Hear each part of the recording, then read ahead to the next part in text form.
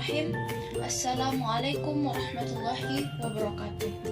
Innal hamdalillah nahmaduhu wa nasta'inuhu wa nastaghfiruhu wa nasta'hdi wa na'udzu billahi min syururi anfusina wa min sayyiati a'malina.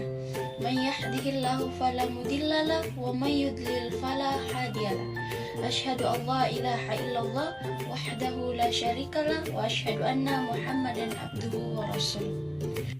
Perkenalkan, nama saya Muta Samsi selaku moderator dari kelompok 3. Saran, manajemen pemasaran bertujuan agar perusahaan tetap hidup dan berkembang. Salah satu cara untuk mempertahankan dan meningkatkan penjualan adalah dengan meningkatkan kegiatan pemasaran secara intensif dan kontinu. Pemasaran merupakan kegiatan perusahaan di dalam membuat perencanaan, menentukan harga, produk, mendistribusikan barang dan jasa, serta promosi.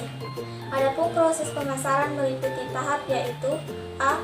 Analisis kesempatan pasar, B. Pemilihan pasar sasaran, C. Strategi peningkatan posisi persaingan, D. Pengembangan sistem pemasaran, E. Penyusunan rencana pemasaran, dan E. Penerapan rencana dan pengendaliannya. Untuk menyusun strategi pemasaran, harus memperhatikan lingkungan pemasaran, karena dalam lingkungan pemasaran banyak variabel yang mempengaruhinya. Variabel lingkungan yang mempengaruhi pemasaran diantaranya: 1. Variabel yang dapat dikendalikan. Variabel yang berkaitan dengan marketing mix seperti produk, harga, distribusi, dan promosi. Masing-masing faktor internal yang terkait dengan fungsi perusahaan itu dapat menunjukkan kekuatan dan kelemahan perusahaan. Faktor internal tersebut adalah faktor yang dapat dikendalikan oleh pimpinan perusahaan. Yang kedua, variabel-variabel yang tidak dapat dikendalikan. Variabel-variabel yang terdapat dalam lingkungan pemasaran dan berpengaruh erat terhadap pemasaran. Pengendalian terdapat faktor-faktor ini lebih kecil karena berada di luar perusahaan, tetapi berpengaruh terhadap pemasaran. Variabel-variabel ini antara lain faktor kondisi politik, hukum, perundang-undangan, dan sosial budaya. Faktor ini dapat mengakibatkan adanya peluang dan ancaman bagi pemasaran produk suatu perusahaan. Manfaat segmen pasar. A. Perusahaannya akan berada pada posisi yang lebih baik untuk mendapatkan kesempatan-kesempatan dalam pemasaran karena ia lebih mudah untuk mempelajari keinginan setiap segmen. B.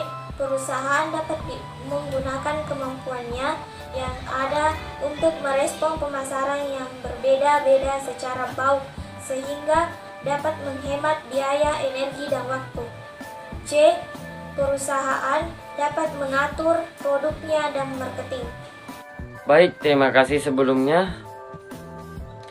Pasar sasaran atau bisa disebut dengan target pasar.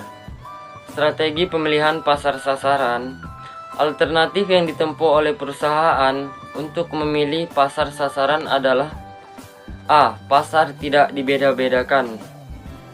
Berdasarkan strategi ini, perusahaan memproduksi satu produk untuk semua konsumen dengan kegiatan yang sama. Contoh, perusahaan kembang gula memasarkan hanya satu jenis coklat batangan untuk setiap konsumen. Contoh lain, Coca-Cola dulu hanya memproduksi satu macam produk, yaitu Coca-Cola botolan. B. Pasar dibeda-bedakan. Berdasarkan strategi ini, perusahaan memproduksi macam-macam produk dan ditujukan kepada segmen yang berbeda-beda dengan program pemasaran yang berbeda pula untuk setiap konsumen. Contoh, Coca-Cola selain membuat Coca-Cola botolan, juga membuat Coca-Cola kalengan yang diperuntukkan bagi konsumen yang akan berpergian. Di samping itu, perusahaan Coca-Cola juga membuat produk baru berupa Sprite dan Fanta. Strategi pemasaran yang dibeda-bedakan ini akan meningkatkan biaya itu antara lain: yang pertama, biaya modifikasi produk, meliputi biaya riset dan pengembangan produk. Kedua, biaya produksi meningkat. C. Pasar terkonsentrasi. Berdasarkan strategi ini, perusahaan memusatkan pada segmen tertentu yang paling potensial, kemudian mengembangkan produk yang ideal untuk melayani segmen tersebut.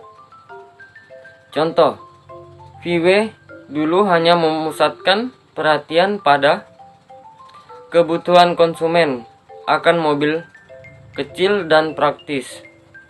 Strategi ini akan memudahkan untuk melayani segmen pasar yang dimasuki karena ia mengetahui betul kebutuhan dan keinginan konsumen yang tidak begitu banyak. Di samping itu, strategi ini akan menghemat biaya, baik biaya produksi, distribusi, dan promosi.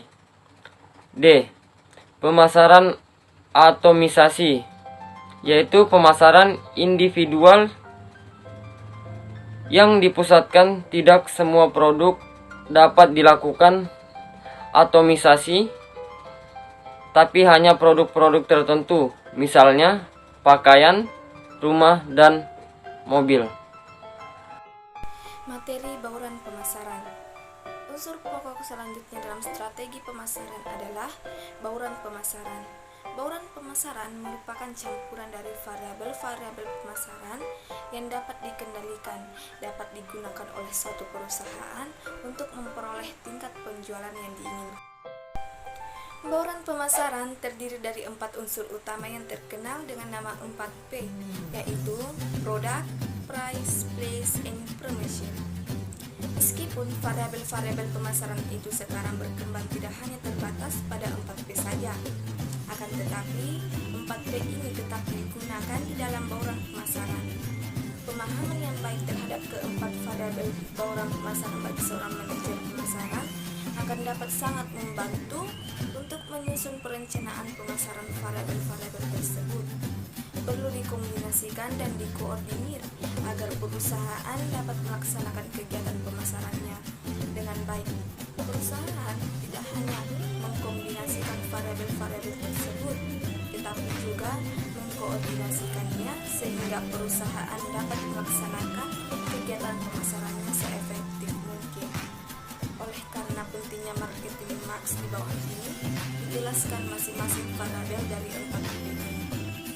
Baik, setelah tadi pemaparan materi dari kelompok 3, billahi fisabilil haq, fastabiqul khairat. Assalamualaikum warahmatullahi wabarakatuh.